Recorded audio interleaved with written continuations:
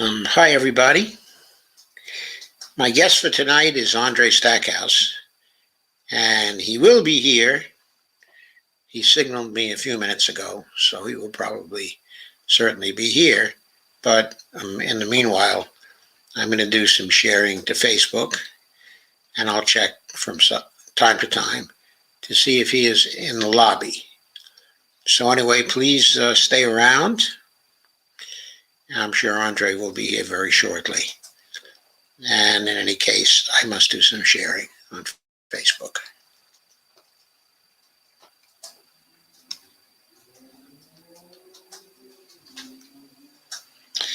Hi, Dolores. Nice to see you. Thank you for coming. I'm expecting this to be an outstanding episode because I think Andre it's just going to be very interesting to get his thoughts on the FOAF strategy. Very interesting.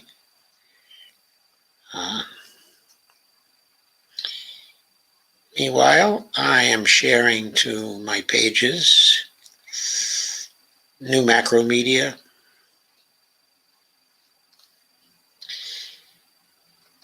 and the Center for the Public Purpose.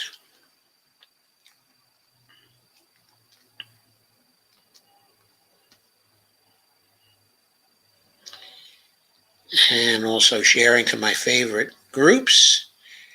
I hope you'll join me in the sharing. That is Andre right now. So before I share anywhere else, I think I'm going to greet him and get him in here.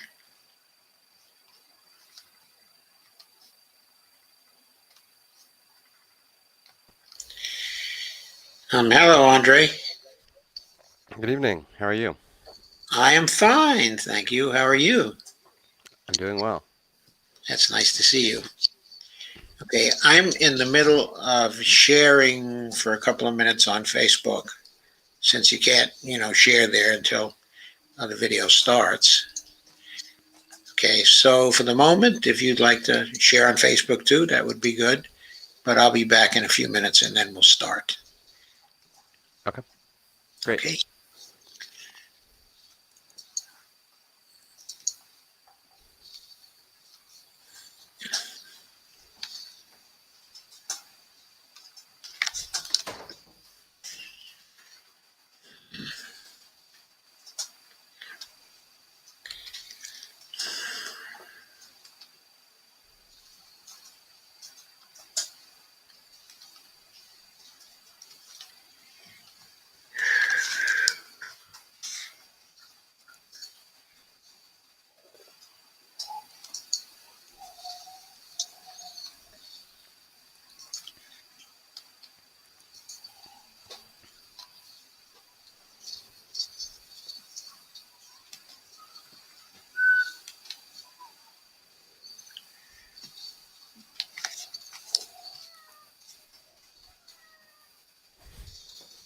No, that sounds like a kitty. He wants to be let out. Uh,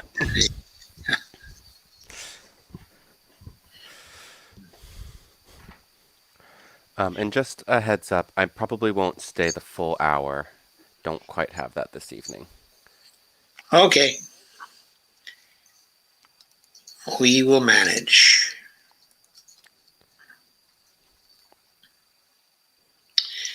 I'm going to remove the promo now and we'll start. So, Jeff Denton is here, Laura Fielding is here, Carmen Muniz, and also Dolores is here on both Facebook and YouTube, and Lana Dell is here. So thank you all for coming. Please do share so we can get some other folks here too. I think Lisa may be here shortly, but she is somewhere else now. They're having a call. The National Single Payer Coalition is having a call tonight. She decided to drop in on that because that is a group that is insisting that nothing else be done except to work for NEMA nowadays. Laura says, our Twitter team is amazing. Thank you, Laura. And Steve Gonzo, otherwise known as Ghost Start, says, Brandon for Prez. Let's go, Brandon. That's a joke, of course. Okay, Andre. So my guest for tonight is Andre Stackhouse, Captain Stack, the leader of the ground game for the whole Washington, and a major strategist for single payer, as well at the state level, and someone who's been trying to organize activists across the states. Andre recently moderated a strategy panel comprised of whole Washington activists and Red Berets activists. And that was a very, very interesting strategy panel. And he did a great job, in moderating it. So I'm very glad to have him back here. And I have a number of different questions to ask him. But Laura has requested that, if possible, he lay out his plan to get 400,000 signatures for the whole Washington on the ground. So I guess that's going to be our first question. Can you lay out your plan for getting the 400,000 signatures for us? Yeah, well, I wouldn't say that it's a particularly complicated plan. It's largely comes down to recruitment. So I kind of start with just the observation that the ballot initiative is one of the most direct legislative tools that we have.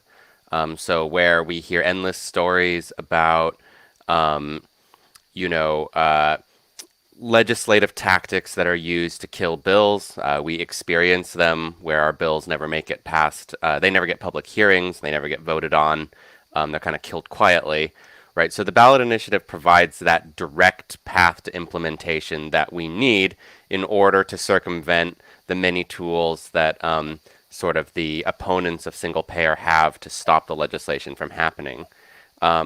So 400,000 is it's a large number, and so the first part of the plan really comes from understanding what that number means. So we start by looking at Washington State and seeing where the people are, and we also look at the size of different cities and counties. And so we see that, Washington has a population of 7.65 million. It has, King County alone has over 2 million people, and sort of the greater Seattle area has, depending on what you count, over 1 million. Most of these signatures are going to come from around the Puget Sound area, but there's major population centers in eastern Washington, around Spokane, and in the south near Vancouver, getting close to Oregon. So we start by understanding that 400,000 signatures is 8% of the votes cast for the governor in the last election. It's actually more than that, so it includes a 23% cushion. But that's the signature threshold is determined by the turnout of the last election. So the way I feel about it is that if we can do at least as well as 8% of Jay Inslee in his performance in the last election. People run for office; they get votes all the time, right? So yes. It's a similar campaign in that sense. The difference is that a signature is a little different than a vote, right? People vote over many elections, and there's a lot of infrastructure around vote. Well, there frankly needs to be a lot more, but there is infrastructure around voting, and people kind of are used to it. Ballot initiatives require us to go find people, to go get those signatures. So we need to understand how campaigns are able to get these sorts of numbers, And so we're trying to use campaign tactics that we've learned from our time in the Bernie Sanders movement and other campaigns for mass mobilization. But the big idea is basically, I wouldn't even say, again, not a big idea, but the more people we recruit, the lighter the load is for each individual person, right? And so that 400,000 number, I tried to break that down into something that seems smaller and more approachable, and kind of basically came out to what is intended to set a certain baseline of expectation. It's not the only way, but I kind of said, look, if we can recruit 800 people to commit to 500 signatures each, it comes out to about 13 signatures a week, or again, 500 signatures per person. So, So that's so not bad. that's it's not bad. It's intended to be a number that a single person could conceivably collect on their own. And in fact, we know that many of our top signature gatherers will collect potentially even 10 times this number. Um, but at the same time, 500 is a large enough number that it's not like a commitment that you can just kind of make and say, I'll get around to it eventually. It requires that you go through training. It requires that there's a bit of planning. And very importantly, we really want to encourage these people, we say signature captains, because we want to create that sort of leadership position. So, yes, you can take leadership by saying, I'll collect the 500 signatures, but what we really want to teach people to do is delegate, recruit, delegate, plan shifts, so the idea of that 500, right, is imagine that you take one of those 100 signatures from that, and you say, those ones are from me. And then we immediately say, think of four people. Who are four people who you think might go out and collect signatures with you?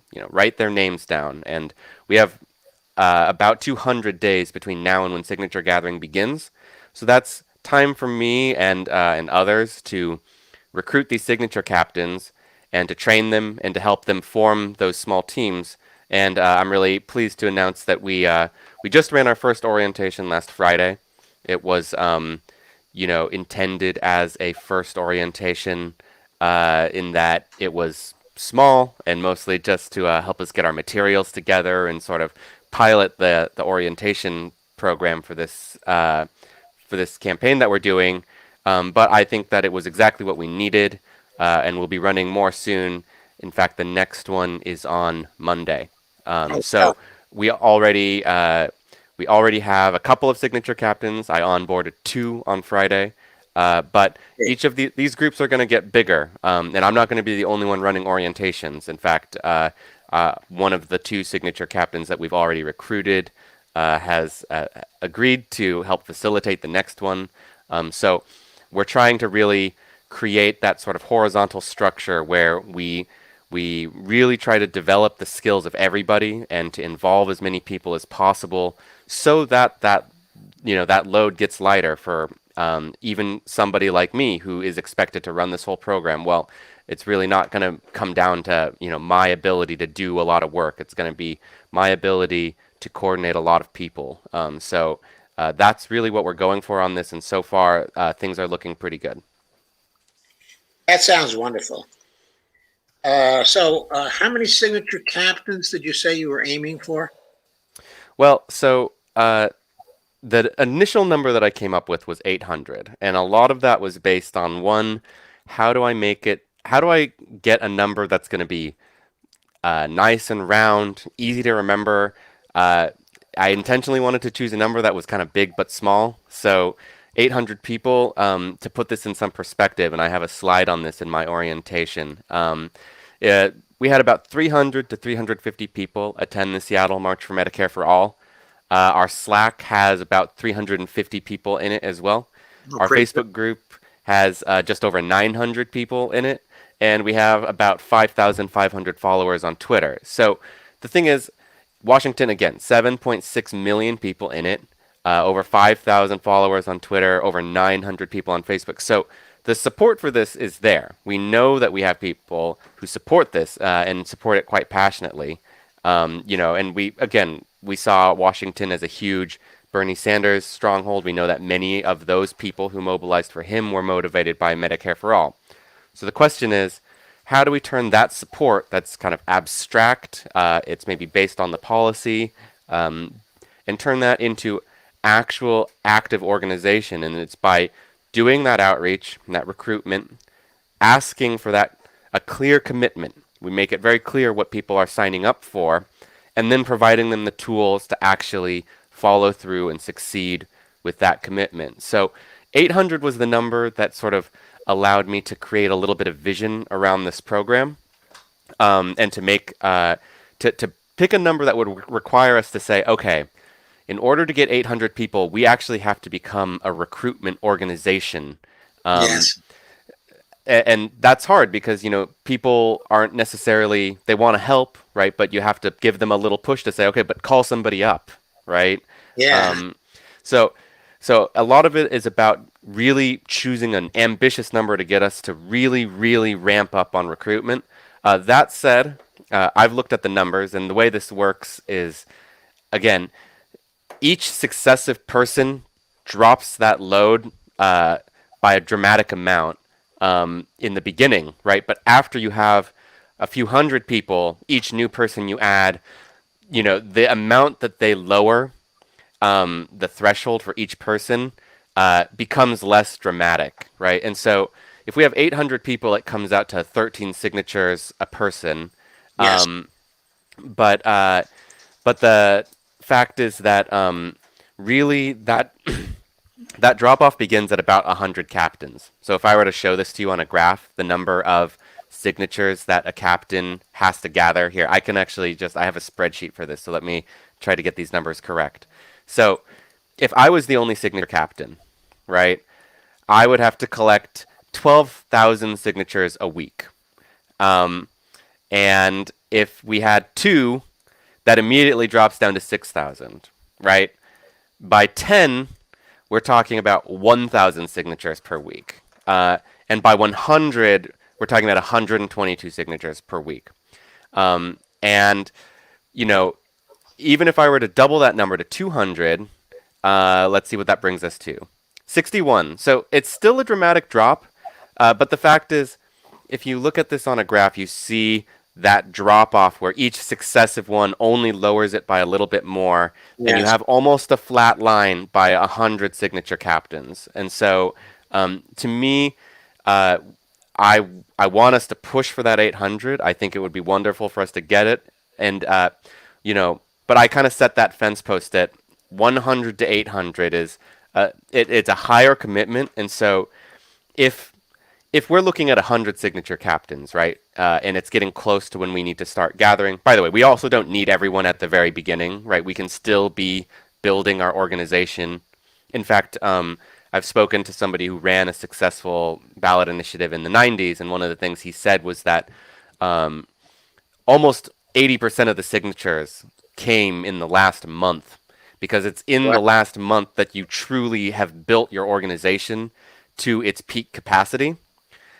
So I think that we will need some of these signature captains to be more active and involved than just collecting 500 signatures. First of all, we need some of them to train others. We need their help with recruitment. We need them to be involved on social media and doing sort of pre-awareness campaigns, say by flyering or canvassing. Um, and if we're looking like we're going to have something closer to 100 people, we need to make sure that it's a very tightly coordinated, organized, and skilled group of 100. If we have 800, then again, that burden is lower. We need to make sure that people are ready to collect 500 signatures, but they don't necessarily need to step into as intense of a leadership role. So it will come down to some level. What we're working with kind of depends on the strategy that we take. But I think that we have a very good chance if we can recruit 100 people and get them, and properly prepare them for the work. And so the other thing is this exact same dynamic about the number of people you recruit. Yeah. Uh, it's the same thing that applies to the recruitment of the signature captains, right? So again, if we're looking between now and when the signature gathering campaign begins, um, if I recruit, if it's just me, that would come out to recruiting 29 signature captains per week. Now, I've already onboarded, in fact, I got the number wrong, 3 other signature captains, right? So we're up to 4. So with just one orientation, we've already dropped it down to, hey, if the 4 of us can recruit 8 signature captains a week, we're actually going to get 800 before the signature gathering campaign begins. Oh, wow. And you see that exact same drop off happen at between 10 and 20 signature captains, where you're really talking about, hey, if each of us can recruit 1, 2, or 3 signature captains a week, we're going to get 800. So in that same sense that I need 100 signature captains to kind of be the tip of the spear, I need about 10 signature captains to be the tip of the spear in this pre-campaign where we're doing recruitment and training. So when I have 10 people that I feel are very reliable, very committed, and very trained up, I'll know that I have kind of that core team that can get me the bigger team that I then need. And then by the time we're collecting the signatures, I need to have that number up to 100. And it'll be 100 of that really, really hardcore group, and then we'll see how many beyond that who can provide support. But at the end of the day, it almost always comes down to you almost always see 80% of the work done by the top 20% of the people, right? So regardless of exactly how many we get and exactly where we set our metrics and stuff like that, we know that the actual distribution will be a lot spikier than that. There will be days, right? It'll be a fair or something like that. It's not going to be exactly, oh, I collect exactly 13 signatures a week, right? There will be public events where we know that we get way more signatures. For instance, the March for Medicare for All last summer was a big signature gathering day for us, and we're going to have one next summer as well, and maybe mark your calendar for July 30th, which is the anniversary of Medicare, the passage of Medicare.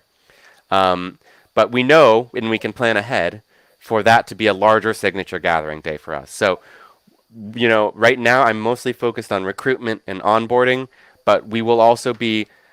The other thing I'm really emphasizing is the number of days we have, right? So about 200 days of what I call the pre-campaign, and then about 230 days of signature gathering. Oh, wow. And so we can look at a calendar and we can plan out ahead of time and say, what are the big events? How many shifts do we need? When are those going to happen? And the more people I can bring into the signature captain program who really take an interest in developing it with me, not just saying I'll collect 500 signatures, but I want to be one of the leaders of this program. The more ideas we can bring in, the better we'll do. So I want people to know that it's an opportunity not just to be somebody who uses their hands and feet to collect signatures. It is an opportunity to be really one of the people at the front lines of the Medicare for All movement. You're going to be one of the people really pushing it right there with the public and making it happen. Right. And if you can get the signatures done, then that means there'll be a vote. And if there's a vote on it, it's most likely going to pass, in Washington State. So it'll be really something concrete to contribute to this. So there's a remark from Amber who says, don't forget the Tri-Cities in the southeastern corner. That's where everybody is moving right now. The data is going to be a really important side of this, and I'm definitely keeping track of where the signature captains are going to be signing up from in terms of like their zip codes and seeing what our distribution as an organization looks like. But also one of the things we really need to develop, and I think we will be able to, we don't currently have anything quite this sophisticated, but we need a reporting system so that when people are out there collecting signatures, they are on a hopefully something close to a weekly basis, entering the signatures that they have into our database so that we can see how many do we have, where are they coming from, are we on track, and at the end of the day, the idea is you want to show people that graph of us getting closer to our goal, closer and closer, seeing the potential victory, and using that to motivate people to get out there and keep collecting signatures. So, but the other thing is also to make people realize that, you know, a signature doesn't count until it's counted, right? And so it's not good enough to have the signature on a sheet of paper somewhere. You need to be fully aware that it needs to be counted and entered and turned in. And again, that 23% cushion, right? It's because a lot of these signatures will be invalid, right? So Yes. the sooner we can get them validated, the more we will have an accurate figure on how close we are to our goal. Yes. So Laura Fielding says, I know I have 2 people on my team, not including the 5 small businesses in Tacoma, who have already agreed to host the petitions. So sounds like she may have another 5 small businesses to host the petitions and 2 people on her team. That sounds like 7 people, right? Um, we'll see, but I'll say one thing. If I know anything about Laura, it's that she's going to recruit a lot of people into this program. Uh, I don't quite yet have, we're only running our second one on Monday. So, where are we on this? Well, on Friday, I used the same Zoom link from our regular volunteer meetings, right? So I said for this second meeting, I'm gonna give it its own Zoom link. I also didn't have RSVPs for the first one. I said this one, I'm going to create an event and action network. You're going to RSVP. We're going to know who made it and who didn't. And we're going to record this meeting so that we at least have something so that I can link somebody and say, hey, this is the Signature Captain orientation if you want to learn more. Over time, we're going to develop a lot more materials that are easier to share, get the word out. And so right now, Laura is out there. She's promoting this event as best she can, but there's a limited amount that she's even able to do based because I don't have the registration links and the people to hand to her to hand to the public. But it's really not going to be long before we will be able to really, really mass promote this program. I think, I don't. I should be cautious about, making deadline-based promises on air, but I really think that in a couple of weeks we will be able to really be mass promoting these orientations, asking people to blast it out on social media, asking people to mention it on their podcasts or get it into email newsletters and stuff. So it's all early, but it's also a lot of work has already been put in, and it's ready to ramp up quickly. It sounds wonderful. So Laura says, imagine if everyone got really dedicated and excited in the pre-campaign. We actually recruit more than 800, and we can exceed our signature goal. Let's blow the Yeah. establishment out of the water. Well, so there's a few things to notice with that, I think, which is that, right now, because getting those signatures is a huge lift and something that we haven't successfully done yet. Uh, one, there's a lot of emphasis on that 800 people to get that 400,000 signatures. But the truth of the matter is that the real fight will come after we get it on the ballot, because then we'll have a campaign to win. We'll have a vote with a lot more, right? There will be, again, to get on the ballot, it's 400,000 signatures, but 7 million over. Sorry, I want to make sure I get this number right. I have it here. Over 2 million people voted for Jay Inslee in the last election. Over 4 million people voted for governor in the last election, right? So the moment we get on the ballot, we're immediately talking about much bigger numbers. In fact, something close to an order of magnitude bigger. So, you know, we I say that I need 100 people to collect the signatures, right? But the fact is that those signature captains will be the tip of the spear for this election after the signature gathering campaign is over. We Yes. will still need them and again, it's not necessarily right. Not necessarily everyone is gonna be totally available for it or whatever, right? So it's not me saying that by signing up for this program, you're basically saying that for the next 10 years of your life you're going to be working on this. But the fact is, we need to get it on the ballot, and then we need to win the vote. And Your sound's gone, Andre.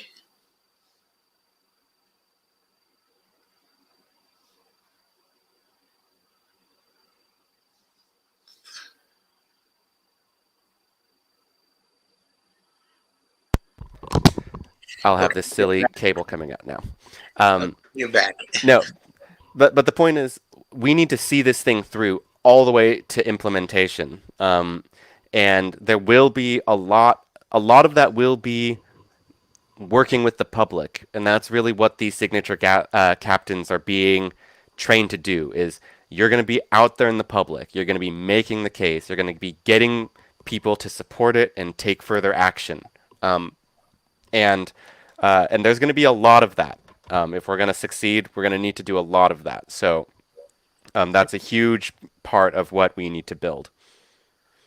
So Laura's really cheerleading here. She's pointing out, she's saying, uh, Dave Leith, okay, Amelia Isabel Escobedo, and also Melissa Knott, Courtney Kirkus Love, Rhonda Ludell Walker, Jeffrey Denton, Catherine Lewandowski, Jen Nye, Georgia Davenport, Jason Cole, Mariana Everson. Wondering if you all can attend our next signature captain meeting, maybe tag some people. The official onboarding meeting was really fun. And then Amelia chimes in and says, hello. Laura Fielding says, hashtag WW signature captain. Nora says, yay. Hi, Amelia. Isabel Escobedo. And Laura says, fuck yeah. Hey, numbers don't usually excite me this much. So, and Carmen Munoz says, maybe recruiting octopuses will surely increase signature gathering. And the captain octopus is wanted. I'm not sure how you get that, Carmen. And Lisa has signed in and says, hi, Jason. Is Jason Call here too? Didn't see Jason here yet. But Laura says, yes, I completely see where your strategy is for the Get Out the Vote campaign. And Lisa says, hi, folks. And Ghost Start says, Democrats would rather eliminate the mayor of Buffalo position than allow India Walton, the first the black woman, RN socialist, to be elected in a predominantly blue election. Hashtag VBNMW question mark unless, and I think that reached the limit of the comment size or something because it tails off there. So I'd like to switch, Andre, now to your efforts to get people together across the states to do single payer in various states. So what have you been doing there? Well, you introduced me as a state Medicare for All activist, and I didn't tend to think of myself as a Medicare for All activist, which for me includes state and federal. And Right, it one includes of the fight on all fronts strategy. That's yeah, your and uh, the main, I guess, for me, there's always been a lot of connection between these two ideas. Um, and I found that that is a perspective that for many it requires a little bit more development and explanation. And this is a really common challenge that people who work on statewide Medicare for All have. And many of, basically where this began was that when I got involved with the March for Medicare for All, and as I've gotten more involved with other parts of the Medicare for All movement, um, I got in touch with a lot of folks afterwards and followed up and said, "What are you doing at home? What are you working on?" yes. Um, and heard a lot of similar challenges that these people, that people working on this had, especially within state Medicare for All campaigns. And so I had a bunch of one-on-one conversations, and it included people from California, New York, Maryland, Maine, New Mexico, Connecticut, um, and uh, and I got in touch with somebody who works on mass care named Terrence. I believe Cudney is the right way to pronounce the Yes. last name. They're also a candidate right now, independent candidate in Massachusetts, and He's a candidate for basically, the legislature. great, yeah, and he wanted to talk about coalitional opportunities. I said, look, I've had this idea kind of kicking around for a while, so why don't we set up another meeting? And all of these people that I've had these one-on-one conversations with, let's just invite them. Um, and so we had that first meeting, and I tried to break down an idea, and it is just an idea at this point, but it's something that I think there is a lot of demand for, and based on the first meeting that we had, a good amount of interest in working on it, which is that um, as individual statewide campaigns, we have a certain amount of political power and a certain amount of organization that we've managed to build. We have tried to support each other in various ways, and we're in touch a little bit, and we'll put out supportive tweets of everyone's work now and then. But really, I think that we should have ambitions for more collaboration. And so, my idea was essentially, what if we created a new national organization and based this structure on the idea of this is a coalition of statewide campaigns for Medicare for All.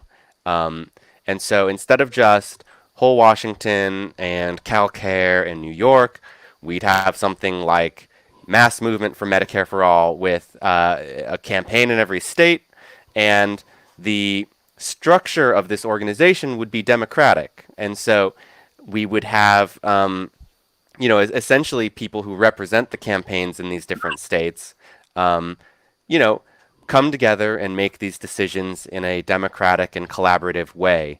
And so then that could help us understand what the needs of the different campaigns are and how to prioritize our resources to build the kind of infrastructure that we wish that we had, right? So me here in whole Washington, right, trying to win this ballot initiative, I wish that I had a national organization that I could call up and say, "How do I win?" And they show up and actually help develop that campaign, and the use of grassroots tactics and grassroots organizing to win.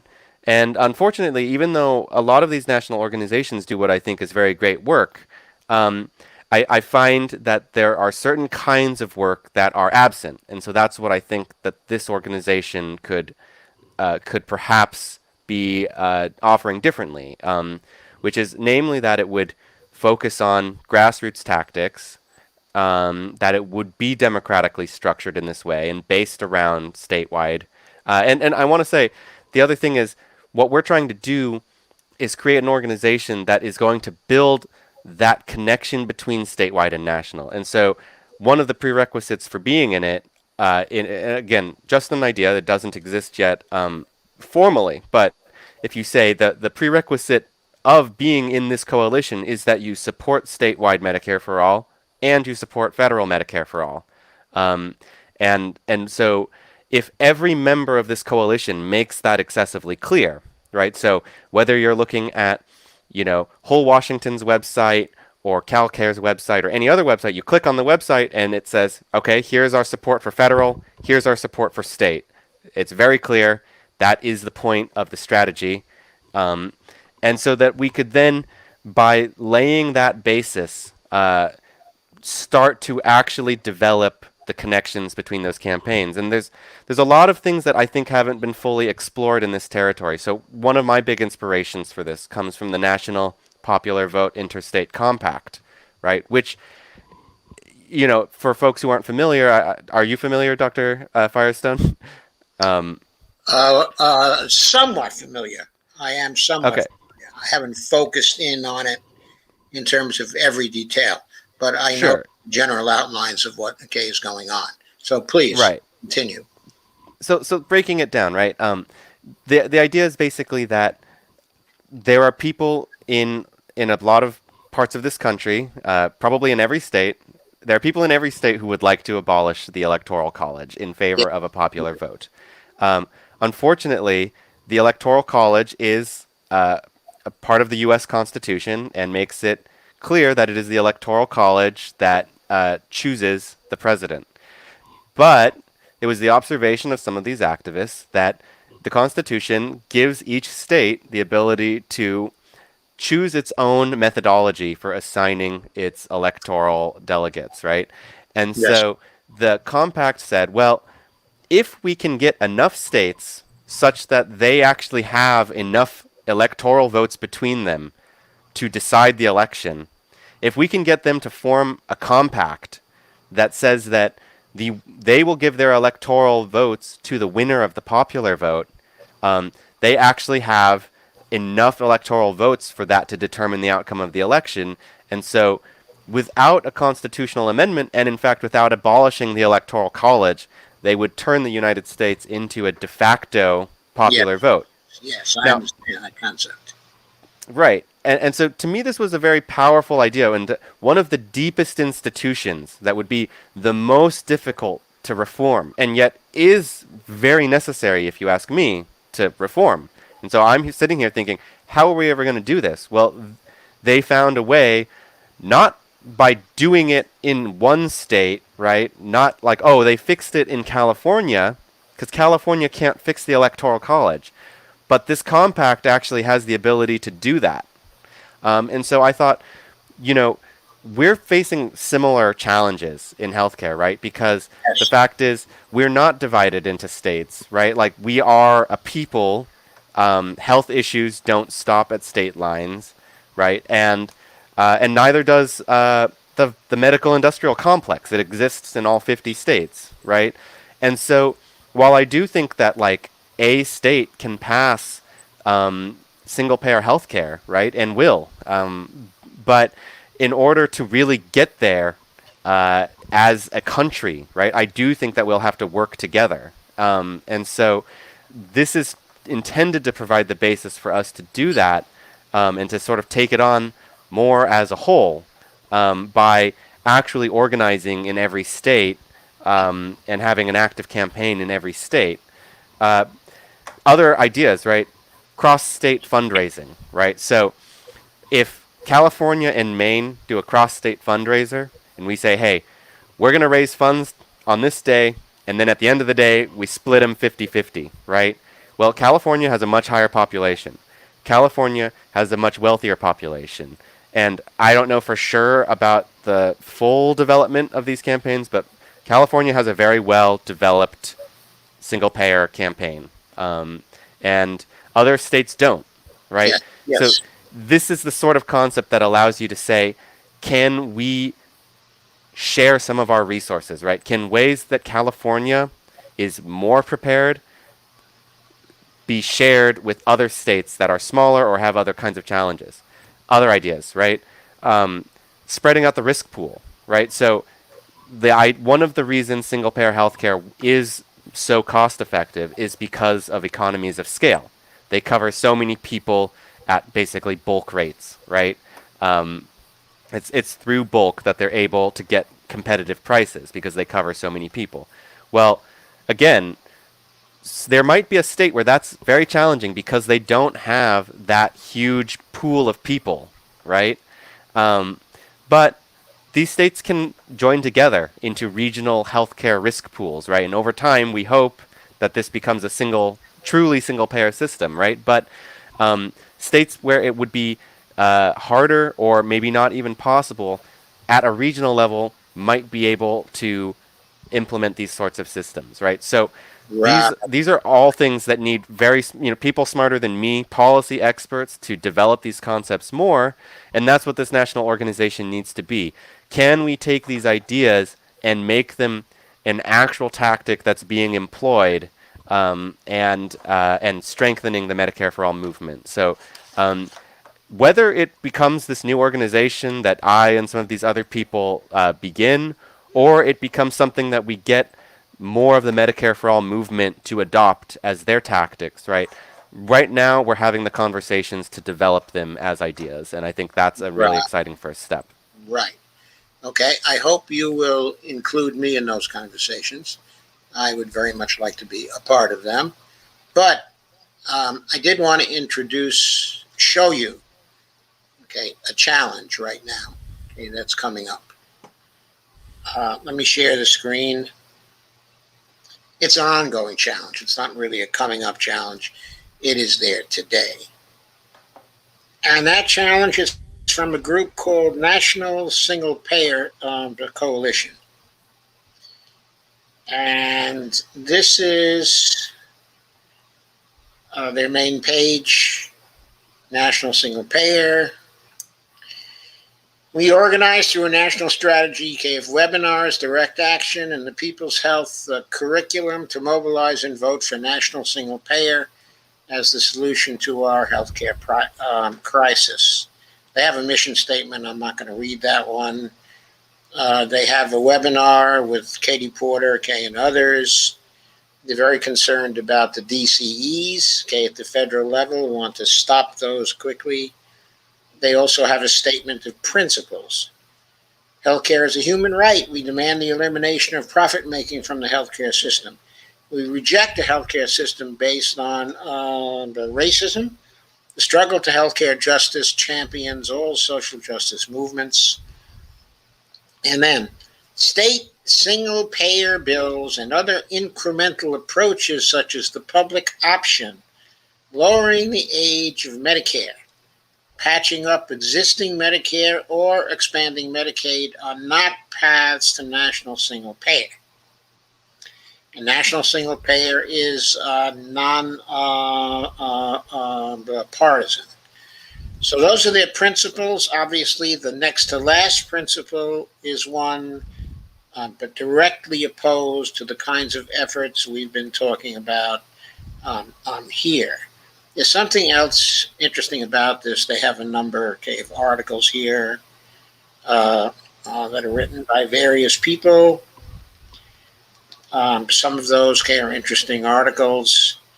The Which Way Forward, the Grystar article, is very interesting because the logic he lays out in it is so similar to my own logic, but where he draws the conclusion that it has to be a single payer campaign at the national level and only a single payer campaign, at the national level. That's where he and I part company. I'm very much about a fight on all fronts type of strategy. One interesting thing about this group of people, Judy Albert, physician for National Health Program, the PNHP of Western Pennsylvania. And she's also a board delegate for the North Central region, of Pennsylvania. Thomas Brockmeyer, also from Western PA Coalition for Single Payer Healthcare and Western PA. Claire Cohn, another Western PA person. Tony Baffirillo, a Western PA person again. Sandy Fox, another Western PA person. Ed Grystar, another Western PA person. In other words, this is very much, it seems, the area around Pittsburgh. David Hughes, Western PA person. Then some other people are listed. Daniel Lyde, who we know here, he's Students for National Single Payer, but he's also favorable to state-based. I guess I interviewed him, about a week and a half ago. And so he's someone who's in this group who talks against the basic principles, of the group. Then there are some people from other places around the country, but the weight, okay, of the people who've joined this effort, that's from Western Pennsylvania for some reason. But what they're trying to do is to go to PNHP meetings and convert the whole of PNHP to a thrust for Medicare for All, which completely excludes the idea of state based activism. So I wanted to show you this challenge and get also your comments on that. Yeah, so I recently just became aware of this organization. It came up in an article that I was reading, and I went to check it out. And I have a few thoughts about it. I mean, the first is just, my eye definitely went to that footer. I noticed that it was very heavy on Western Pennsylvania. I also noticed that there are two people from Washington, Marty Schmidt and Jim Squire. So I invite them to get in touch with me. I'd love to have a conversation with them about it. Jim appears to be part of PNHP Washington, which I've gone to some events. I spoke at one of their events, and I'd love to, you know, deepen relationships with them. And also, Daniel is someone that I have some connections, have had some conversations with very briefly, and does seem very supportive of the work we're doing. So I was happy to see that that name is listed there again.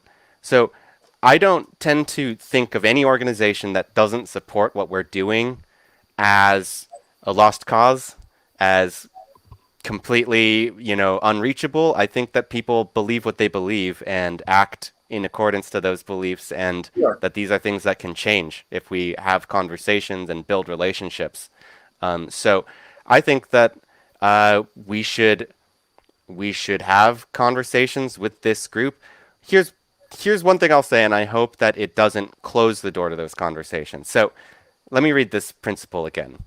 State single-payer bills and other incremental approaches, such as the public option, lowering the age of Medicare, patching up existing Medicare, or expanding Medicaid, are not paths to national single-payer. Well, that if you believe that to be true, and that, I'm not going to tell you that you're wrong, but I don't see the connection to, well, dismantling the activism around those is therefore a path to national single payer. I don't see how that gets us there, right? So I don't think that trying to end those campaigns, right? Expending your effort to end those campaigns really gets us closer to single payer. It seems counterproductive. The other thing is, incrementalism is, I think that we need to have better conversations about incrementalism, right? We need to have conversations about useful incrementalism and counterproductive incrementalism, and also recognize that, even if your plan is, we're going to pass this all with a single bill, right? So it's going to be the HR 1976, Pramila Jayapal's bill. We're going to pass that in the House, and then we're going to pass a version of it in the Senate, and then Joe Biden's going to sign it, and then the fight's going to be over. Even if that's your plan, and you think that that's all it's going to take, and then you think that we don't have to keep doing stuff afterwards, the fact of the matter is, in order to get to that point in the plan, you still need to be incremental, because you need to figure out how to get from where we are right now to that victory. And there are incremental steps between here and there. There just are, right? So, Yeah, there's also something else, okay, that I want to say about this too. Okay, state single payer bills and other incremental approaches, such as the public option. The public option is a completely different idea from state single payer bills. It's just completely different. It was conceptually destroyed by Kip Sullivan back in 2009 and 2010 with some very powerful articles. And he showed it just makes no sense. It's terribly vague. It's a trick, sparkle pony. It's a way to keep the insurance companies in business. And that's very different from state single payer bills. Okay, to lower the age, okay, of Medicare, well, that can certainly help. It can certainly wait. It can certainly take customers away from the insurance companies, and that, okay, is good. It can certainly save lives, but it doesn't appear to have the power to energize people. It doesn't appear to have the power to get them working at a grassroots level. And in that way, it's different from state single payer efforts as well. The same If I is could true make for one, patching up, existing Medicare. Okay, and please do make the point that you were going to make. yeah, for me, I think that there are always policies like this where I don't consider them part of what I'm working on. But, if they were to pass and they were to get people health care, I would see the good in them. But I think the reason I have selected single payer and state single payer as more worth working on than a lot of these other ones is because take Medicare expansion, for instance, something that I think does lower, gets a lot of people health care, lowers costs. There's a lot of good to it, right? But fundamentally, what that changes, right, is well, our concept of what could be covered expands a little bit, and we still live in a world where we say, well, the fact is most people we expect to get their own health insurance, but when you're old, it's provided to you. Well, now we change the definition of old to slightly less old, right? What state single payer does is it changes the concept. It now says we all get health care and it's free, Yes, right? and it's And everybody in and nobody out for that state. right, and that's what's required to get people to change their thinking. Which to think that it's everybody in and nobody out. That's the way we want people to think. And state by state, I shouldn't say state by state, but working at the state level actually does that. But even then, it's not a state by state type of situation, as you, Kay, have pointed out, because states can share knowledge. States can create some regional clusters.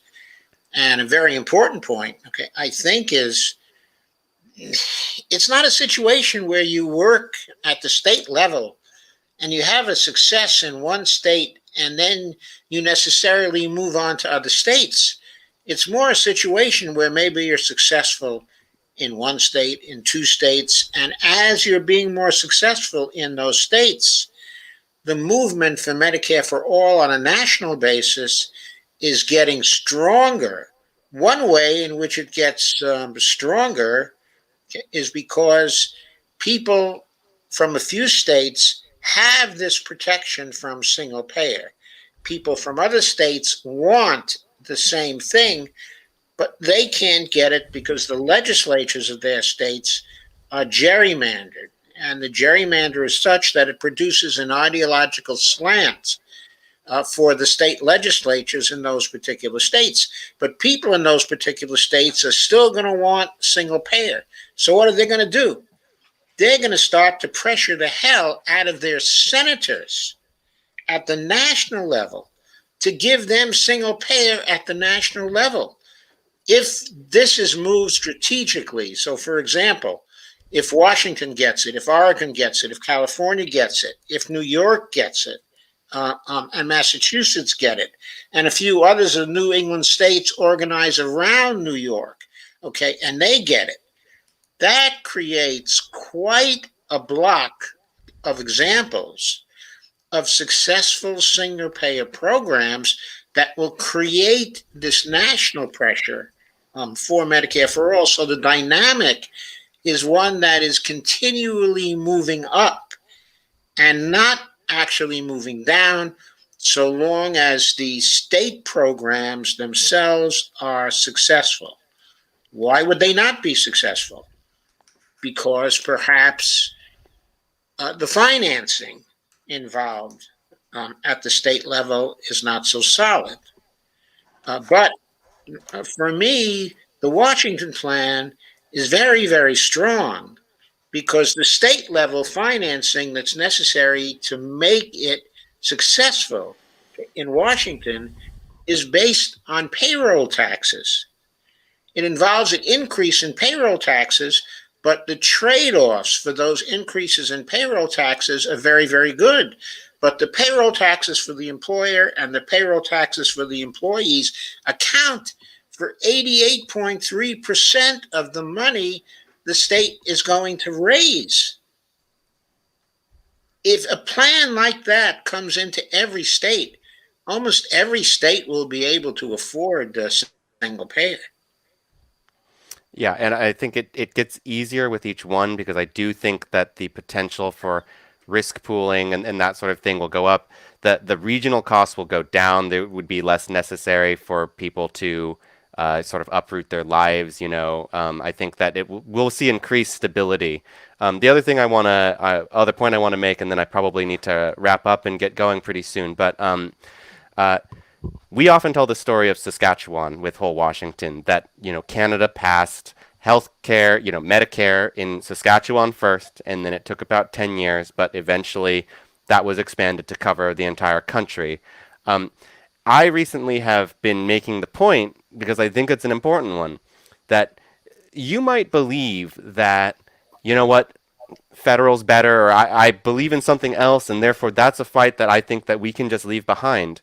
Um, and I want to make the point that this force pulls in both directions because the last healthcare reform that we passed, the Affordable Care Act or Obamacare, right? Where did that come from? That came from, Republican think tanks and had been implemented by Mitt Romney in Massachusetts, right? So, um, you know, whether or not it's the sort of plan that we want, it probably is going to be taken from the states, right? And Yes. so uh, we, and again, just the health insurance industry and the Republican Party never leave the states behind because they see it for what it is, which is a potent agent for change in the country. Powerful governing bodies that set policy in this country. So that is why they fight so hard at that level. And that's why I think it's just, regardless of what inspires you the most, I don't think that it's really a fight that we can afford to leave behind.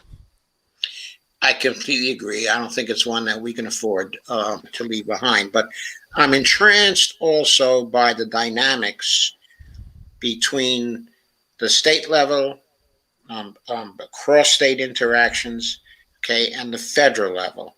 I'm convinced that there are going to be emergent effects at the national level that come about because of the dynamics of the interactions there.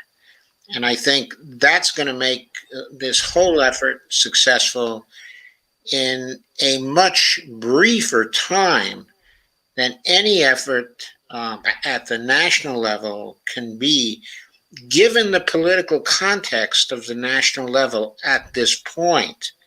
In other words, the likelihood, okay, the Democrats are going to lose in 2022, or the likelihood the Republicans will take over in 2024, and that at the national level, there's going to be opposition to single payer from now until 2029. I mean, this is what is looking at us in the face. If we don't have successes at the state level with that kind of environment, then where are we? And not only that, but state level successes can change the national outlook due to spillover effects. And what else do we have going for us to get those spillover effects except state level efforts that are successful and that energize people? And I'll just say one more thing before I drop off, which is that, Okay. what you're saying about those federal efforts, the really important thing that I have to emphasize to everyone in this movement is that um, we have to be doing the kind of work that can't be that can't be taken away and rolled back in an instant. So those midterms are coming up, and things can change between now and then, right? But right now, it's not necessarily looking good for Democrats, right? So the idea that, oh, we just keep working on the Congress and getting one or two more people in at a time until eventually we have the majority that can pass this, that Yes. can be taken away in one bad midterm and it's all gone. So you have to organize you have to set up your organization outside of the Congress, and you need to build progress in a durable way there. That might manifest itself by getting some people elected, right? Like hopefully, right? We need candidates to come out of this movement and win. That will be part of it. But if you're looking at like Congress itself as the place where our power is held, right? We put in all this work to get power in Congress, it's not durable enough. You will lose it too easily. So you need to have that power and that, approval with like the actual people out there in your community, right? If you have their support, if they know about your bills and the work you're doing, right? Well, they're still going to be there at the end of next election, right? You can continue to take your case to them, build support in the public. But Congress is too chaotic of a body and too unreliable. It's really the sort of thing where Congress will, in moments, look like something, right? You'll get an opportunity from Congress, and that's when you need to have your organization ready to capitalize on that moment and get the win. Um, but it's really just it's not reliable enough and not durable enough to put all of your eggs into just building power in Congress. That's exactly what I think too, Andre. It's so foolhardy to put all your eggs in one basket. And I think we all know that. Okay, well, thank you very much for coming. Okay, I will allow you to go now. Okay, I hope All to right, see thank you everyone for thank you everyone so much. Thank you, Joe. I'm looking forward to being back soon. Okay, very good. And you will be back soon because we really haven't completed our discussion tonight at all. Thanks very much, All right. Andre. Okay, so there was one more thing that I wanted to say, or maybe a few more things, okay, that I want to say. And I'm hoping that Lisa will join us now as well, if she can. Okay, I've sent her the link, the guest link, okay, to join because she was on a call tonight, and perhaps that she has some news for us concerning that particular call. But I do want to make one point first. Let me pull up that short statement, okay, of principles, okay, again, from National Single Payer the Coalition.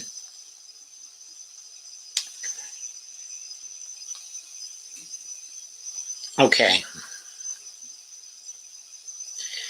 It's a simple statement. Let's take out the inessential things like the public option. Oh, there's Lisa right now, I think. It's probably Lisa. Yes. Hello there, Lisa. How are you? Oh, it's been a day, but it's good to be here. Okay, so I'm going to talk for just a minute about those principles again of the National Single Payer Coalition, or actually the part of the principle that includes the state-based efforts. Okay, so what that says, I just want you all to focus in on one simple thing, just a flat statement that state single payer bills are not paths to national single payer. Now, how can this group of people, let's focus on this group of people. So once again, who we are. I see people from all over the country. I don't see any recognized social science mavens here who are good at projecting or foretelling the future. I have a very simple comment. How can they possibly know that state single payer bills are not a path to national single payer? How can they possibly discount from the get-go the possibility of emergent effects, the possibilities that come about through the cross-state dynamics that Andre was talking about here, the possibilities that could come about from interstate by compacts, okay, among the states to share approaches to single payer, okay, among themselves. There are all these possibilities that can go on when the single payer movement is fermenting through states that have implications for the national politics, okay, for the level of national politics. How can this list of people that we are looking at here, how can they possibly know sufficiently to tell other people that single payer activism at the grassroots, at the state level, using the tool, okay, of initiatives will not be successful? I don't see any social science geniuses there. I'm very sorry. I don't see them. I don't even know if I see a social science PhD in that particular group, or a political science PhD in that particular group, or an economics PhD. Well, I can tell you this. I was on that call that they had advertised on their site tonight. And it's funny, I did not even realize this, but the group of individuals that I think this organization came out of are very similar to the individuals that were working on a state single payer. They were working in a state single payer group. But let me just back up for a second, Joe, because it really is as fledgling as you are speaking of.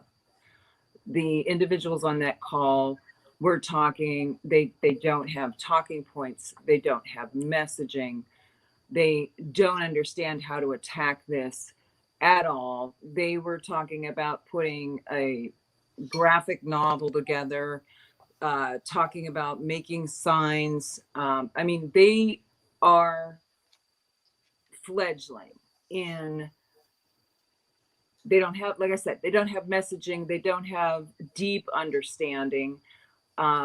There were a few very friendly faces on that call. Daniel was on the call. And a couple of other people that I recognize from out in our activism from years back. But these folks, in the majority, are already on Medicare. And this has been my fear all along, Joe, is that the Medicare recipients who were on Medicare back even in 2016, Medicare for All wasn't their fight. They weren't paying as much attention unless they were tapped in already to the issues surrounding insurance. But for the most part, the older generation that wasn't their fight. As a matter of fact, a lot of them felt that they didn't want us playing around with Medicare because they were already on it. You know, let's just leave it alone.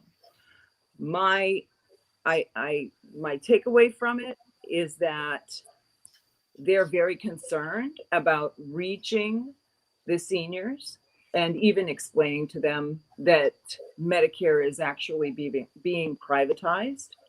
They fervently believe that most seniors don't understand what Medicare Advantage is, let alone trying to explain to them what DCEs are. By their own admission, Joe, they call themselves incrementalists. And they truly do believe, Margaret Flowers was on the call for a minute. They truly do believe that anything but working for single payer is their enemy. And, I spoke to you about this yesterday because I got a call from one of the individuals from this organization yesterday. That was, I was talking to him. I wanted to tell him about what we had been working on, and out of his mouth came, well, we've got this new organization, and anything that you're doing that isn't strictly working towards just Medicare for all, he came right out and said, you're the enemy. And it went on from there. And I really got very few words in edgewise in that conversation. It was sort of an unloading. But the good news is that I truthfully believe that this is a newly formed group. I do not think that their mission or their decision on how they're going to handle things is even nailed down, because in the chat, people were saying, what was the vote? How did we decide? And nobody responded. I think that they were very much aware that I was on the telephone call. I'm sure that conversation that was had yesterday was carried back. But I have the chat. I can break it down with you. I'd like to go through it with you more. But I really do believe that there is an opportunity potentially to maybe bring over some of those that are in that organization. But I will also tell you that they are as hard-nosed and as hard-lined as some of the opposition that we have come up against in our own community. Same things going on, exact same thing. They fervently believe that any state, and they've swallowed talking points, but any state organization they consider it a privatization of Medicare, which is preposterous, but that is their belief. It is preposterous. It's unconstitutional. It is. It's absolutely preposterous, Joe. But these folks are not savvy. Just like you were pointing out. They are absolutely not savvy. They are not seasoned activists. They make the group of individuals that we work with that are on this call, and the Red Berets and Whole Washington and New York Health Act and all of us, everybody that, we've worked together, all those coalitions. We look like we're all, PhDs compared to these guys that are on these calls. They are coming to the table, a lot of them, blindsided by the fact that this is happening. Like, this has not been their fight. Not on any mass scale. They want to get grassroots organization going, but they've never done anything like this before. It's obvious from the conversation that we've had tonight. And I didn't weigh in. I did type in the chat because they were trying to formulate, they were saying, well, we need to this is how bad it is. They were saying that they needed to get out and talk to seniors and tell them not to sign up for Medicare Advantage plans. Like, you can't do that. You can't start recommending to people as an unlicensed insurance agent what kind of insurance they should not sign up for, number one. Number two, a lot of people have to sign up for what they can afford. And a lot of these Medicare Advantage plans have zero premiums. Zero premiums, right? Some of them kick back into their Social Security checks. Oftentimes, those individuals find out the hard way when they get sick how bad those plans are. But you can't start telling people not to make a decision that's in what they believe is in their best interest as an unlicensed insurance agent. It's one thing to put that out into the general populace. It's another thing to set up tables and go into nursing homes and try and disrupt an open enrollment. I mean, it's ridiculous what they're thinking. So I guess what I'm trying to say is there may be a palette to approach people. I don't think we should get discouraged if the door gets slammed in your face. I was blindsided by a telephone call that was downright hostile. I wish I would have recorded the telephone call just to prove to people how it went.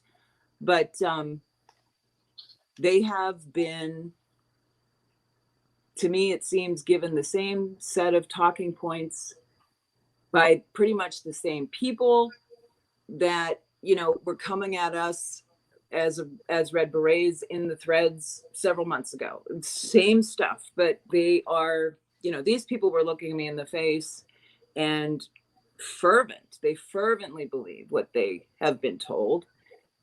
If I can't imagine that any rational human being, if they were able to sit down with an open mind and listen to the why of passing single payer in states from people who, like us, who actually understand how much sense it really makes, anyone with an open mind,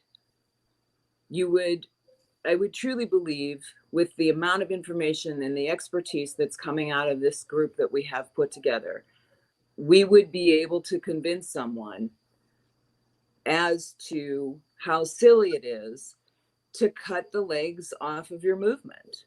I mean, state-based initiatives already have their feet on the ground and they're talking to the people in the communities, as opposed to this organization that's got most of its people coming out of Pennsylvania, and they're calling themselves a national org, and they're going to do this on a national level. It's just silly. It's silly. And I would hope that PNHP, because they seem to feel that PNHP is divided and their whole part of their strategy is to win over PNHP. Yes. I would think that most people in PNHP are smarter than what they're pitching. They would have to be. I think they're going to make a lot of noise and they're going to want people to think that PNHP is divided. I sincerely don't think PNHP is as divided as they will make people think or want to make people believe. It doesn't make any sense, Joe. It honestly doesn't make any sense. Their arguments have holes in them, and it's almost one of those types of things where you have to figure out how to broach the subject, because you don't want to be insulting to individuals who I think their heart's in the right place. I just think they've gotten faulty information. Did Margaret Flowers have anything to say on the call? Little bit, very little. And it was, she was on the call for like 10 minutes, and she basically said that we have to go at this from the national level, that state-based and Medicare expansion and Medicaid expansion are, only detracting from the efforts that we can pursue on a national level, which, quite honestly, and I don't know, maybe I'm wrong here, but if certain segments of the population can get better health care, how can you possibly deny them that while we're working on this? I just don't understand it. It's so hypocritical. I get it, but your grassroots people aren't the ones writing the legislation, okay? I mean, if you sign an email in an action network, okay, fine. What kind of time is that taking away from what these people could also be doing? We just all need to work together. If we don't work together, we're done for.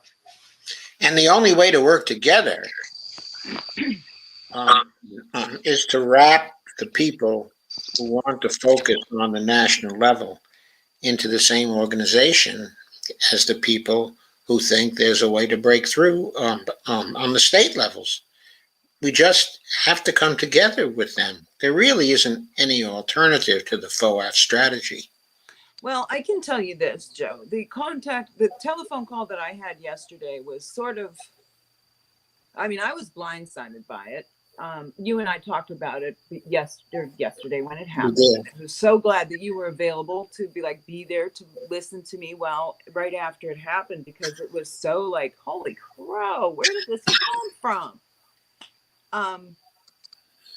But the gentleman that I spoke to was closed down, closed off. He had already decided. I mean, he called me brainwashed.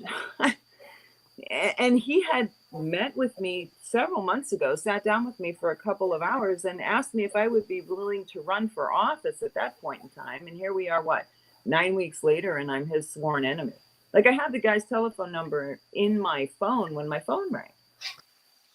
So, and when I started talking to him, I said, hey, you know what? I want to catch you up on some stuff. And I wanted to tell him, like, the strides that we had made as an organization, working with you and and all of a sudden it was like, nope, you're brainwashed, you're wasting your energy. And I just sat there for, I don't know, a good 10 minutes listening to him rant and rave, and he was ranting and raving.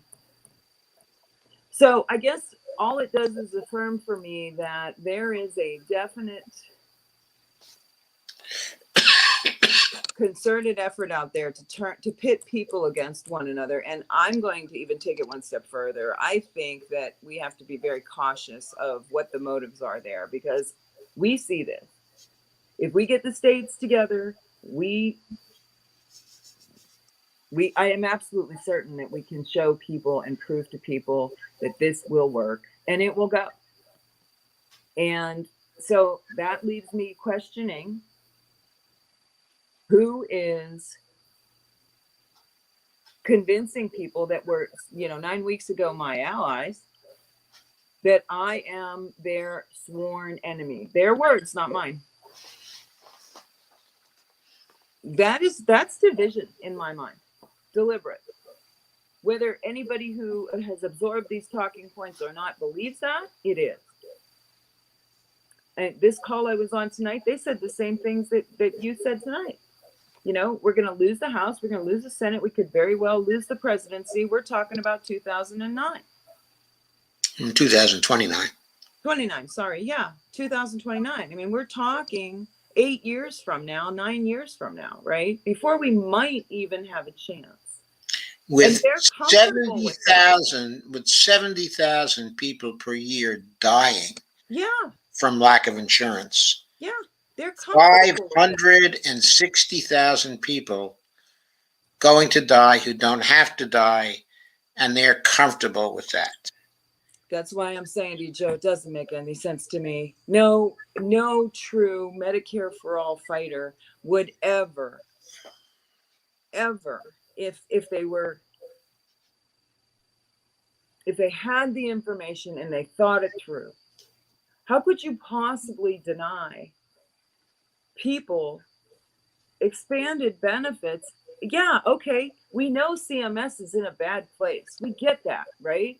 But if you can expand benefits to people, or if you can get a whole state to go, who are you to tell that state that they shouldn't cover their people?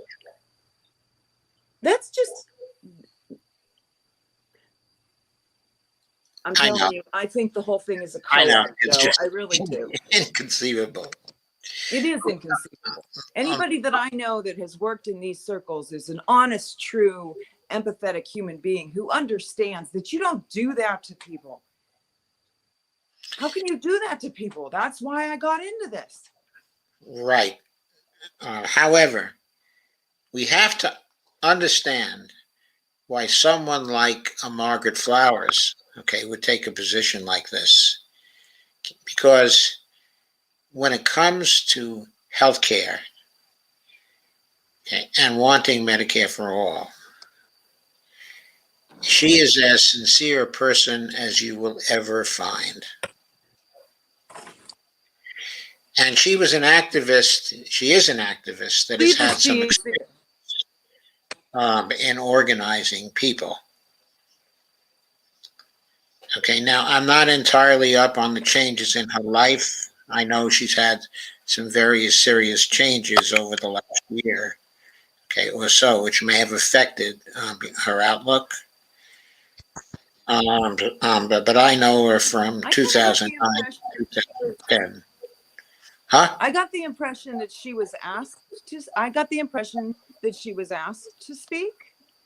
Um, she was there very briefly for like 5 minutes in the beginning. I don't get the impression that Margaret Flowers is up to her ears in who these people are and what they're trying to get accomplished. Honestly, I Well, I think she knows Kay Tillow from way back.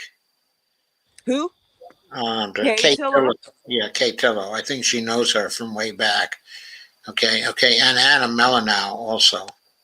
Well, okay, then I don't understand what's going on there either. Yeah, I'm not sure what's going on there in terms of the thinking.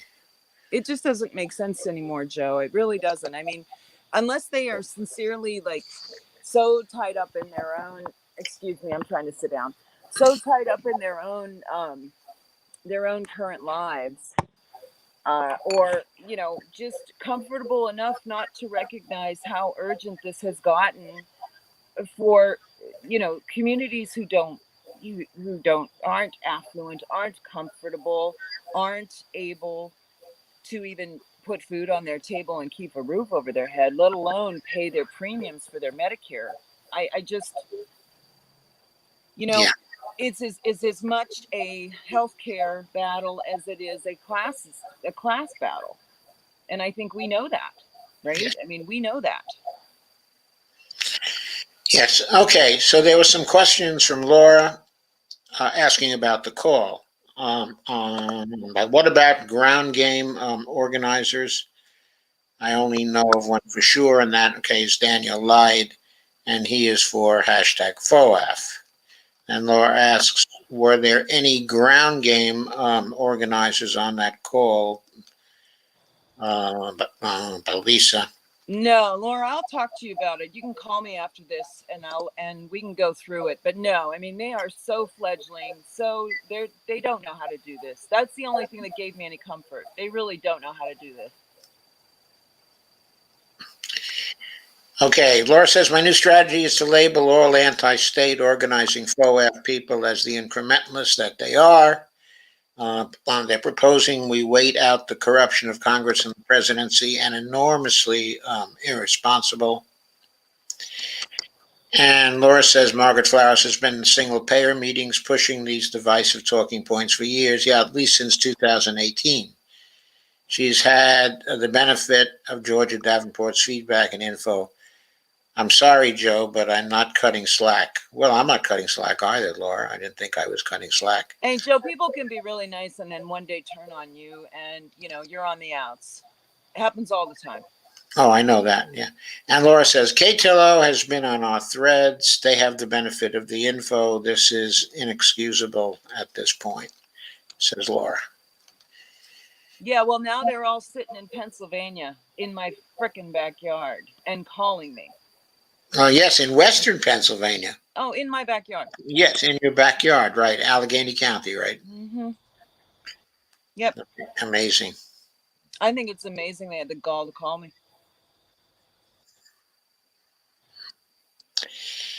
Laura says, might I add that 4 of those hopeful 100 are traveling Washington State organizers, whole Washington organizers, and also Dr. Jarvis and Scott and Sharif Snuggs, who all support a FOAF strategy, as does Kenny Ballantyne. Yes. I do too. I'm in that group, I thought, but yes, I do too. Yes, you do too. Yeah. Obviously, you do too. Okay, so I'm going to go through the comments now more systematically. If you want to stay around for that, Lisa, that's fine. Yeah, no, I'm going to go, Joe, but thank you so much for asking me to pop in. And I'm going to go through, I wrote a lot of notes down. It was a really trying couple of days for me. So, but I do want to touch base with you tomorrow. Okay. Okay. Thanks, everybody. Yeah, I will be around. Okay. Talk to you soon. Right.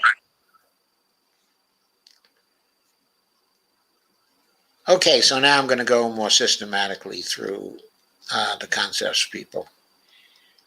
I think think I was pretty well up on what people had to say until about 9:30 or so.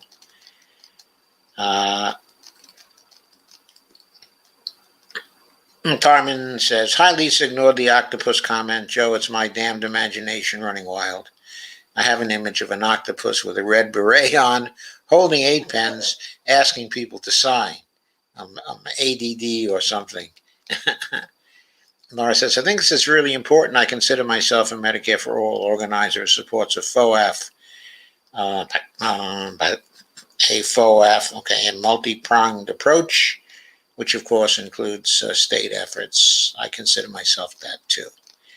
And Lisa says, "Carmen, I love it." And Laura says, "Absolutely fantastic." Lisa says, "Great concept, Andre." Yes, I thought, I was hopeful that Andre would stay longer because he is now starting to put so much detail on the FOAF strategy and how it will develop from state to state. And he has some very good ideas here, and we need to get him to expound those ideas in more detail, okay, to all of us, because I think he's just thought a lot about it.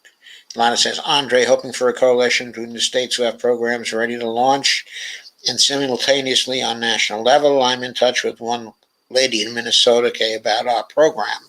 Let's do it." And I think that's the lady you put me, okay, in touch with today, Lana, right? And Ghost Start says, "DNC, do nothing Congress." Lana says, "Wow, Dr. Joe, where did you find that? I have never seen it." And Lana says, "Lisa, can you go and beat them up? The Western Pennsylvania people laugh out loud." And Laura says, "PNHP of Whole Washington have endorsed Whole Washington. Daniel Lyde is a strong supporter of Whole Washington. I know he is. We met through Force the Vote. I know you're aware of this show because you interviewed him, which was great. Looking forward to Andre's comments." Lisa says, "They called me yesterday. I'm told I'm their sworn enemy." Lana says, "Oh my God, I am kidding. We need to work together. Ugh." And Laura says, "We can talk about the incrementalism of waiting on Joe Biden and a corrupt Congress." Ghost Start says, "Maybe we're just fucked on all fronts." And Lana Dell says, "Kip Sullivan from Minnesota and one-payer states." Hey, remember, Kip is working for one-payer states, writing stuff now. Laura says, "Exactly, Joe. It's really not okay to have state single-payer listed next to a public option." I'm not making the accusation that this is a bad faith intention, but it must be pointed out these are not comparable. Yeah, they were lumping together a number of things that were not really comparable in any way. To suggest that expansion of a Medicaid program is comparable somehow to state single payer. No, it's not comparable to state single payer, not at all. It's not comparable to a program that is everybody in and nobody out. By the way, where did I learn that slogan, everybody in and nobody out? Guess from who? Margaret Flowers. Catherine Lewandowski says, "The other problem with most public options also is that they're not really public option. Our governor's public option was only for people who could not afford higher priced insurance policies from the insurance companies." Yes, it's true. They're not public option. One of the problems with the whole idea of the public option was that there was 150 versions of the public option, including what people were saying that lowering the age for Medicare was a public option. I mean, I was hearing that from Alan Grayson back in 2010. By the way, Alan Grayson is running again, this time for the Senate. And Laura Fielding says, "And state level efforts up the public pressure even before we have the success of one state but passing it." I think to some degree that's true, but it won't compare with what happens when Washington is successful. Catherine says, "And still, they were policies from the for-profit companies then subsidized to provide this coverage." Yes, for-profit companies are being subsidized by Medicare to provide this coverage. It's more expensive for Medicare to do Medicare Advantage. It costs Medicare more. It's public subsidization of the private insurance companies. It's more lemon socialism. And Ghostart says, so far, only thing incremental change in 14 years is hashtag coffins for all. Steve, that is a very clever comment and on point. Laura Fielding says, yes, absolutely it will. The connections and coalition building alone, the integration of learning about candidates for Medicare for all at all levels, these state level efforts all nourish and feed the national movement. They do. They do. They do. It all works together, provided we have that good single payer plan foundation, which again, I think Washington has already provided in its plan. Laura Fielding says, and once again, for the cheap seats, to reiterate what Andre is saying, endorsing only the national fight is to concede power to purely electoralism. Sorry, it's just a fact. We don't have the numbers to create the pressure campaign to move the corporate Dems and Repubs, especially not when they're rigging elections, especially not when they're able to rig elections, which they're about to do in state after state after state. And Laura says, thanks, Andre Stackhouse. And Amelia Isabel Escobedo says, thank you. Thank you, Amelia. Lisa says, yes, has to come from the bottom up. That's why the states are so critical to the movement. Laura says, what about ground game organizers? I only know of one for sure. But Daniel lied, and he is for FOAF. I read that before. And the strategies that Laura asked about the ground game. Carmina says, unbelievable how progressives have gone tunnel vision. Must be the progressive influence. I think it's an effect, somehow it's an effect of the centrist Democrats. They cause progressives to, they've been socializing progressives into wonky ideas for years and years and years. And the wonky approach is always to take the framework that exists now and find some obscure way to improve it. It's never to overthrow that framework and bring in something entirely new. In other words, it's always a neoliberal scheme which ends up profiting the private insurance companies. Laura says, if people are actual organizers, they would be FOAF. Actually, Laura. Catherine Lewandowski says, I agree, Laura Fielding. Lana says, what did Margaret Flowers have to say? Just curious. I like her. Well, what Lisa indicated is that she just had to say it. It has to be a purely national effort. Can't be state-based because state-based by definition isn't everybody in, okay, and nobody out, because the people in other states are out, obviously. But that can create a pressure to have everybody decide, everybody in and nobody out. Catherine says, yes, Lisa, people die because of the incrementalization. Laura says, look, I hope that M for all can mobilize 1,000 or more people to protest Nancy Pelosi on October 30th. I really do. The reality is we'll hopefully get 100, maybe more if the local event organizers are reaching out to ground game organizers, they increase their numbers. It's that simple. As Lisa just said, don't cut the legs off the movement. We'll never get the numbers we need that way. And Ghostart says, at Compton made me October 12th, the Democrats could win every single election in every state with a simple plan of doing things for the people. Single-payer health care, $30 an hour, federal minimum wage. Yeah, they could if they were credible, if anybody believed what they said anymore. But what promises has Biden kept? He didn't even keep the $2,000 a person promise he made in Georgia. He immediately cut it down to $1,400 a person for no reason, with people telling him that it didn't matter to the financial sustainability of the United States whether he gave people $2,000 or $1,400. So why did he give them $1,400? I mean, it was a stupid political move. Just stupid politics. Laura Fielding says, might I add that four of those hopeful 100 are traveling from Washington State. Whole Washington organizers, and also Dr. Jarvis, Scott Badenoye, and Sharif Snuggs traveling from New York, who also supports a FOAF strategy, as does Kenny Ballantyne. And Laura made the comments I read before on the Margaret Flowers and single payer.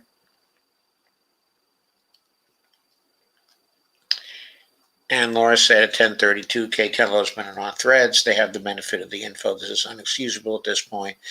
Laura Fielding says, bingo, Lisa, class battle. These people who are still putting out these anti-state talking points must indeed be on the wrong side of the class war. Maybe they don't think of it this way, but they're apparently too comfortable to think about some lives being saved. Some lives being saved is so very important. Believe me, if Washington, Oregon, and California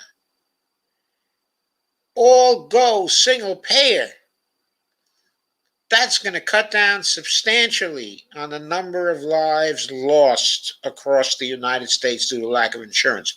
Right there, only 3 states. Carmen says they're probably considering running for office, hoping to break into establishment politics. No. Not these people. I don't know if any of these people are hoping to break into establishment politics. Certainly, Margaret Flowers has no intention of breaking into establishment politics. She is Green Party all the way. All the way. For years and years and years, she's been associated with the Green Party. She ran for the Senate as a Green Party candidate. Nora says, Lisa, I'm talking about who is going to San Fran. Yeah. Catherine Lewandowski says that Margaret Flowers has been working on this for years. I personally feel it's an ego thing. I am curious whether Maryland is a state that does or does not have an initiative capability. I don't believe they have an initiative capability, okay, in Maryland. In its organization, it's really an old line state. And they weren't centers of the progressive movement. It was the progressive movement in the early days of the 20th century and moving into the 1930s that created the state initiatives, okay, in many states. And they encompassed the western states and some of the mountain states and a lot of the Midwestern states even. It got as far as the Midwestern states. But I don't know of an old line eastern state. I don't know of an old line eastern state that has an initiative in it.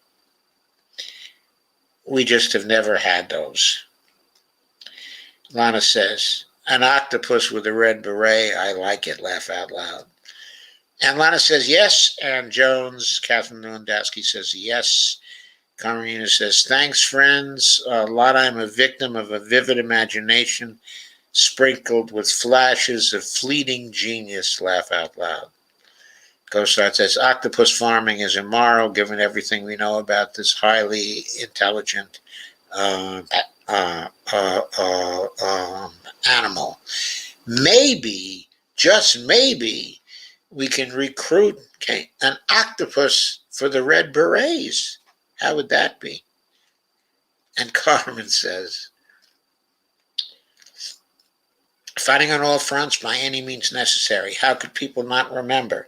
The 60s fight is still happening, except the fascist racists are now aligned with for-profit health insurance debt panels. Good point, Carmen. Gostat says, speaking of $600, the R bill gives the IRS authority to monitor any/all $600 transactions. What? The R bill, the reconciliation bill, gives the IRS the authority to monitor any and all $600 transactions? Or are you talking about $600 cash transactions? What are you talking about? Lana says, Joe, can you bring Margaret Flowers on for a discussion? I don't know if she'd come on. I can certainly ask her at some point, but I'm going to wait for a while. Okay, I want to go through the Red Berets series and get to the point where we're doing various panel discussions. Okay, but at some point, I would like to bring Margaret on, and I'd like to talk this through with her. And because I'm totally convinced of her sincerity, and I'm totally convinced that she really believes that the state level stuff cannot work, that it cannot invigorate, okay, a national movement for Medicare for all. I, on the other hand, am very much persuaded that it certainly can, based on my social science education and my research over many, many years. Now it says, we can make a human octopus to get people's attention on the streets. I say we use this to our advantage. I agree. That's a very clever idea. Carmen says, yep, go start, and the IRS is taxing transfer app funds / transactions of $600. And Shane says, hi, Joe. Hi, Shane. I'm so glad that you are able to get back. I hope that things improved for your friends. And Shane says, I just went through a lot. I told you some of it. Yes, you did, Shane. Have I been successfully streaming to KRTD Media, by the way? I have the impression I have been. I'm not getting any error messages any longer. So I think the connection is back. So that's good, but I just wondered if you're seeing it. So Lana Dell says, yes, I saw that 600 thing briefly too, just a discussion, but a little scary and geared toward little people versus the big bucks people who are the real crux. Lana says, Shane, and KRTD Media says, no. Are you referring that it didn't go there today? Oh, no. That's awful. CoStar says, any $600 in overbank ATM digital online purchases, transaction, etc. So KRTD Media says it didn't but go there today. And I'll have to do something else then.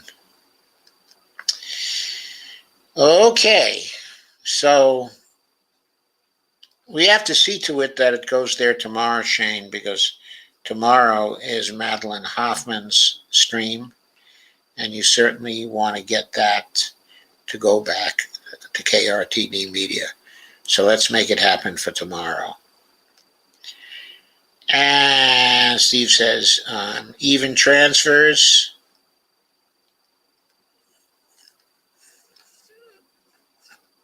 Oh, so you're saying they're going to monitor any $600 and over bank, ATM, digital online purchases, transaction, etc.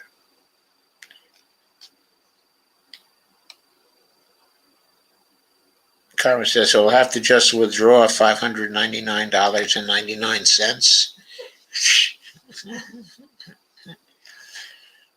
I guess so. It's insane to give the government more and more capability to monitor us. It has to be misused, okay, this capability. Because the more and more capability we give them, the more and more they use it. The more and more they misuse it, I should say. And that's the law enforcement people. Without extremely strict regulations on them, which of course they're very, very anti, very strict regulations and very strict penalties. But that's what has to accompany the increase of any capability that they get, they have to be willing to accept constraints. Shane says, my friend was very suicidal today, was trying to help him.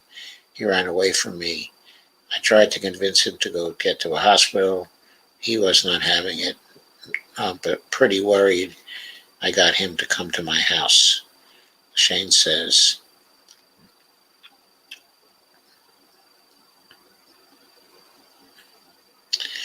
was trying to deal with it for the last 4 hours, maybe more. Sorry to hear it, Shane. That's really awful. Lana says, we the bankers call this, quote, structuring, unquote, and highly suspicious. That is 10K cash transactions. A lot of people do 99.99 to try to avoid it. It doesn't work. KRTD Media says that's unreasonable. Why should they monitor my bank account? They've been doing it for years. It's just that there's been a $10,000 limit. I hope that damned R bill doesn't pass now for that fascist shit. Well, I think the progressives just ought to say, if that's in the bill, we're not going to vote for it. In fact, they ought to say that about a lot of things. KRTD, Shane says, he isn't here now. He doesn't want help. Lana says, oh no, Shane, glad you were able to help. Very scary. Hugs from afar. Ghost Art says, KRTD Media crime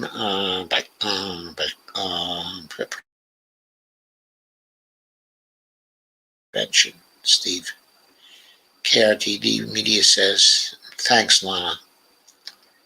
Steve says,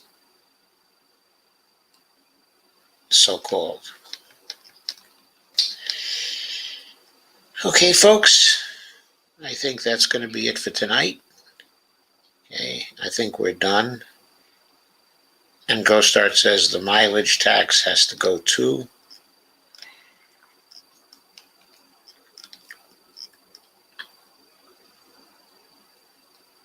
I think it's time to say good night, everybody. So good night. Have a wonderful night. Hey, what happened to Kay today? I don't see Kay here. Carmen says, thanks. That's exhausting to deal with. Shane, sorry for your struggle. Shane says, I didn't want to call at 9/11. They tend to mess things up, and I don't trust the police. And if I got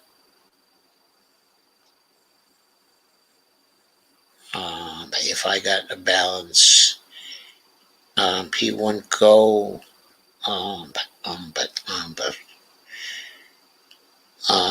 He wouldn't be willing to go. I'd like to keep the police out of it. Given how dangerous they are, that's probably a good idea. Carmen says, that's exhausting to deal with, Shane. Sorry for your struggle. And Lana says, me too. Hope it doesn't pass. So sick of their shit. Yeah, the civil asset the forfeitures are terrible. They're just terrible. The amount of thievery that goes on is greater than the amount that's lost to burglars in the United States now. That's how bad that's gotten. Dolores says, thank you for a great discussion and show. Dolores says, good night, everyone. Lana says, I hope you'll be okay, Shane. And Shane says, thanks, Carmen. And Carmen says, hashtag vacate the chair. Good night, loves. Hashtag vacate the chair, right? Lana says, great discussion with Andre and Lisa. Good night. And Lana says, Kay has been awful quiet. I don't think Kay was here tonight. KRT, I hope she's all right. KRTD Media says, but thanks, Lana. Kay always comes, so I'm going to have to look in on Facebook and see how she's doing. Anyway, that's it for tonight. Shane says, vacate the chair. Carmen says, happy inking, folks. I'm ending the